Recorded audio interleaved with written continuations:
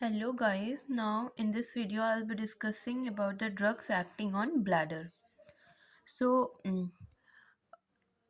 two type of system activate, one is parasympathetic and second one is sympathetic. Parasympathetic कब activate होगा? जब हमें voiding की ज़रूरत होगी, ठीक है। अब इसके एक रिसेप्टर है हमारा M3 रिसेप्टर, जो कि हमारा GQ सब टाइप का है। अब GQ सब टाइप का है तो क्या कराता है हमारा, कैल्शियम इंक्रीज कराएगा। कैल्शियम इंक्रीज कराएगा तो कॉन्ट्रैक्शन होगा, ये डिट्रूसर का कॉन्ट्रैक्शन कराएगा। जब कॉन्ट्रैक्शन कराएगा तो ऑब्वियसली हमारा यूरिन जो है वो पास आउट होगा ब्लैडर से।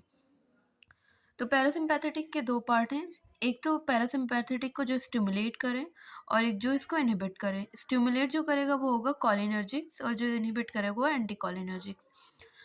तो जो कॉलिनर्जिक्स हैं स्टिमुलेट कर रहा है तो मतलब डिट्रूसर का कॉन्ट्रैक्शन कराएगा।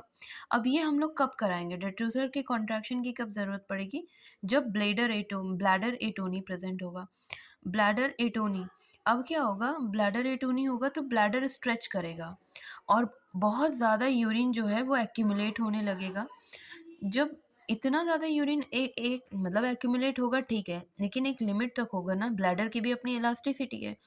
तो जब वो उस इलास्टिक लिमिट तक पहुंच जाएगा तो इतना ज़्यादा प्रेशर हाई हो जाएगा कि कोई भी वीकेस्ट स्पॉट होगा ब्लैडर में उसके थ्रू यूरिन फ्लो करेगा। अब वीकेस्ट स्पॉट क्या होगा, हमारा स्फिंक्टर होगा। स्फिंक्टर ओपन करेगा, यूरिन बाहर आएगा, उसी को हम लोग कहते हैं ओवरफ्लो इनकॉन्टिनेंस।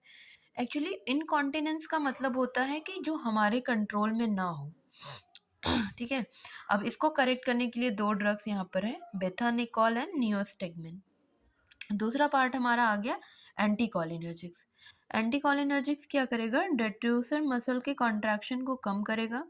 तो कॉन्ट्रैक्शन कम कर रहा है तो हम कहाँ पर यूज़ करेंगे, जब हमारा ब्लैडर ओवर एक्टिव होगा। ओवर एक्टिव ब्लैडर मतलब ये क्या, किस तरह का इनकॉन्टिनेंस कॉज कराएगा, अर्ज इनकॉन्टिनेंस, मतलब जल्दी जल्दी कॉन्ट्रैक्शन करा रहा है ना। थोड़ा भी हमारा यूरिन ब्लैडर में आया कि कॉन्ट्रैक्शन करा दिया, थोड़ा भी आया कॉन्ट्रैक्शन करा दिया, तो इसमें अर्जेंसी जो यूरिन की हो जाएगी वो बहुत ज़्यादा रहेगी। अब इसमें दो तरह के ड्रग्स हम लोग यूज़ करेंगे, एक नॉन सेलेक्टिव M3 इनिबिटर्स होते हैं, एक selective M3। Non selective M3 inhibitors में आते हैं फ्लेबोक्सोस्टेट, फिजोटेरोडीन, ऑक्सीब्यूटाइनिन, ट्रोस्पियम। सेलेक्टिव M3 इनिबिटर्स में आते हैं डैरिफेनासिन, सोलिफेनासिन एंड टॉलटेरोडीन, ठीक है। अब हम लोग देखेंगे कि जो हमारे दो पार्ट थे ना, एक तो पैरासिम्पैथेटिक था, ब्लैडर पे काम कर रहा था, और एक सिंपैथेटिक। अब सिंपैथेटिक वाला जो हमारा रिसेप्टर था वो B3 रिसेप्टर था। ये किस तरह का रिसेप्टर है, GS सब टाइप का। GS सब टाइप क्या करता है कि साइक्लिक EMP बढ़ाता है। साइक्लिक EMP जो बढ़ता है तो हमारा क्या होता है, स्मूथ मसल का रिलैक्सेशन। अब हम देखेंगे कि सिंपैथेटिक नर्वस सिस्टम पे कौन से ड्रग्स एक्ट कर रहे हैं। तो बीटा 3 एगोनिस्ट होता है और alpha receptor agonist. Beta 3 agonist क्या कराता है हमारा, क्या बीटा 3 रिसेप्टर जब स्टिमुलेट हो रहा था तो क्या करा रहा था, साइक्लिक EMP बढ़ रहा था। जब साइक्लिक EMP बढ़ रहा था भाई, साइक्लिक EMP बढ़ रहा था, ठीक है। अब ये हमारा कराता था स्मूथ मसल का रिलैक्सेशन, रिलैक्सेशन करा रहा था। तो हमारा जो डिट्रूसर है मसल, उसकी कॉन्ट्रैक्शन को कम करेगा। तो हमें कॉन्ट्रैक्शन कहाँ पे कम करने की ज़रूरत होगी, जहाँ पे अर्ज इनकॉन्टिनेंस आएगा, मतलब बहुत ज़्यादा अर्जेंसी बढ़ रही है तो हमें वहाँ पे कम करना होगा ब्लैडर के कॉन्ट्रैक्शन को, तो हम यहाँ पे बीटा 3 एगोनिस्ट यूज़ कर लेंगे। अब ड्रग्स में आ जाएगा मीरा बैग्रॉन एंड वाई बैग्रॉन। 2021 में ये हमारा अप्रूव हुआ है। अल्फा रिसेप्टर स्टिमुलेटर में क्या करेगा, अल्फा रिसेप्टर्स हमारे कहाँ पे प्रेजेंट थे, स्फिंक्टर पे। ये भी GQ सब टाइप के होते हैं, तो कैल्शियम बढ़ाएगा, कैल्शियम का इन्फ्लक्स होगा तो कॉन्ट्रैक्शन कॉज कराएगा, ठीक है। तो अब हम देख लेते हैं इंडिकेशन अब कहाँ पे होगा। ये देखो हमारा जो स्फिंक्टर है ना, तो ये कौन सा इनकॉन्टिनेंस कॉज कराएगा, स्ट्रेस।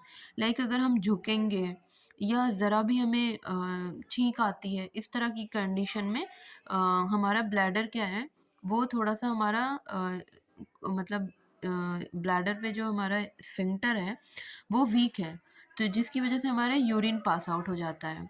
तो कभी कभी ऐसे जनरल लोगों को देखोगे ना, ऐसे थोड़ा ओल्ड एज पेशेंट हैं या कोई है, तो वो कहेंगे कि मतलब मुझे खांसी आती है तो मुझे यूरिन पास होता है, क्योंकि उनका जो है ब्लड स्फिंक्टर वीक होता है।